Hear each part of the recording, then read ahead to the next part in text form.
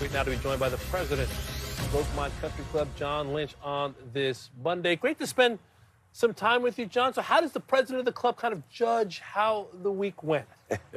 Well, we think it was an outrageous success. Wow. We are very pleased that it ended on Sunday, but leading up to it, the golf course was in just immaculate condition. We were worried about the rain that we were getting, but I think Mike McCormick and his crew just did an awesome job of keeping it where it needed to be in tournament shape and so forth, so we couldn't have been more pleased.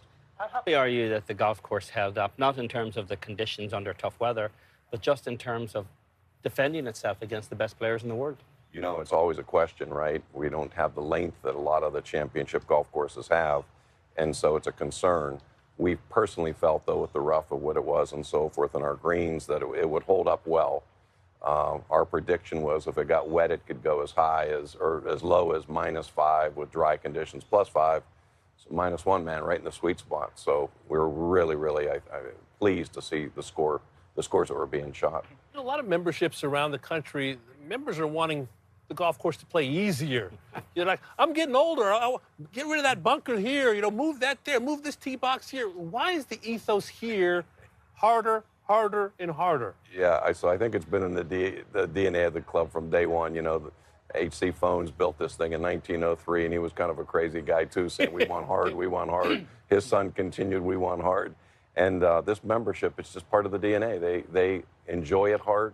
I like to say that, you know, when we play our game SWAT and so forth, when everybody's finished, nobody really talks about the good holes they had. They talked about the bad holes we had. Can you believe this? Can you believe that? Can you believe the break I got? So it's part of the DNA. They love tough, and they love to see all the best players in the world have a hard time with it as well, so we're pleased. And my spiritual home. You have. Right here. John, the 18th green is just on the other side of the clubhouse here to our right. Have you been out there yet this morning to try to recreate the J.J. Spaun putt, or do you think that's going to become a thing for your members now? I'm positive it'll become, I have not, I just arrived on property, but I am positive that will become, you know, something for all members to try.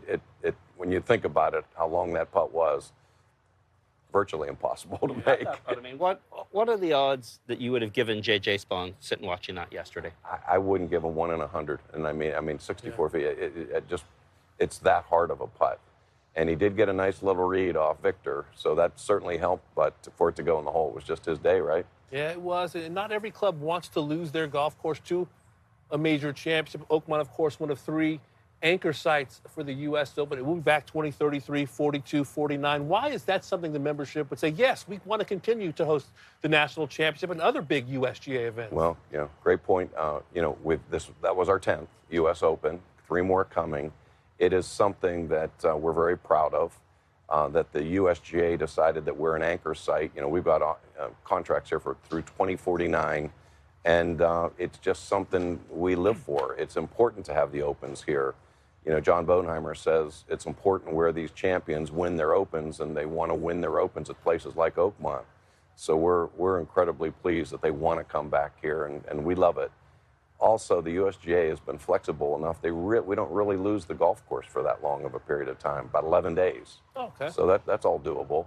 So we're very happy to be an anchor site and to be hosting as often as we do. I'm curious about that impact on the members. I'm genuinely surprised that it is only 11 days. But in terms of the infrastructure, it's an enormous infrastructure that goes up around this golf club. When does that process start, and when do you actually think as though you get back to normal here? It's a great question. So it started months ago, and it'll probably be the end of July in that neighborhood, and weather dictates that too. So like for today, it's not going to be a great day to start, you know, having construction teams out there, you know, ripping things down. So there is inconveniences for probably in the neighborhood of 6 months.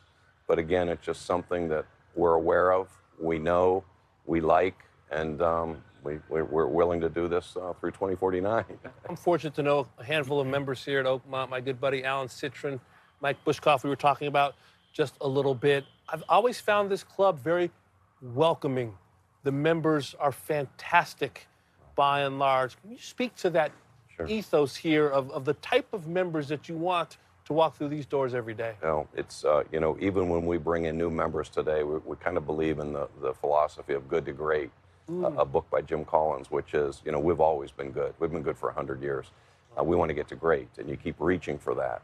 And we're doing training from our pro staff down there to the weight staff up here. Everybody's in a program to try to get better every day of their lives. We want you to be a member for a day when you're a guest. And we want you to feel very comfortable, and I think we pull that off, and we're very proud of that. Is it actually fun to play a golf course this difficult every day? I know we're all masochists as golfers, but is it fun? We're masochists, so it can be tough. And again, if you're hitting that drive in that rough every single hole, there's zero fun with that. I got to be honest with you. You know, it's can you get that ball down the fairways and really play the holes? We enjoy that challenge of trying, and that is a really, as the best players in the world showed us, it's hard to hit the fairway every single hole. So that's the goal. You know, can you get it into the fairway? Can you get it on the greens? It is a very tough place to be your only club, I would say. You could probably go crazy. Real quick, how about the head pros here? Devin Gee now, and of course Bob Ford, who was the first tee starter this week. How special to have that DNA in this club as well? So, you know, Bob, 40 years basically at Oakmont, wonderful man, you know, a real ambassador, known by everybody. Devin steps into, you know, his shoes and has just literally taken over right where Bob left off. And he's a super person that does the same thing of the good to great concept. He's always working with his staff and just making sure everybody's having a very, very special experience. So 2 superstar guys, and we're so lucky to have them both. Last question, John. Do you send the repair bill to Wyndham Clark, or is that a USGA matter? Both. So this is it's disturbing, to say the least. It's an ongoing issue. We're going to have conversations with the USGA of where this goes, and very unfortunate. I wish it hadn't happened at Oakmont, but we really don't know what the outcome of this is going to be, but we're working with the USGA, and we want to have a joint decision on what we do there. Unfortunate moment, but hopefully a teachable moment going forward. John, Agreed. It was a wonderful week here at Oakmont. Thank you for having us. We appreciate Thank you all for being here, and thanks for allowing me to be with you today. Great talking with both of you. John Lynch, president of Oakmont Country Club, which just hosted a record 10th United States Open.